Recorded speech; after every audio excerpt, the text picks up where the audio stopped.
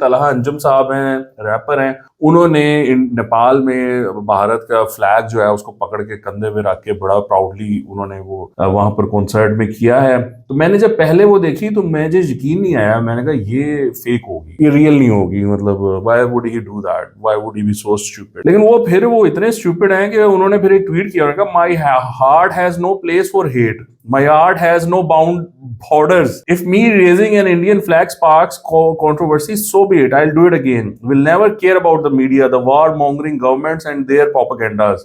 Urdu rap is and will always be borderless.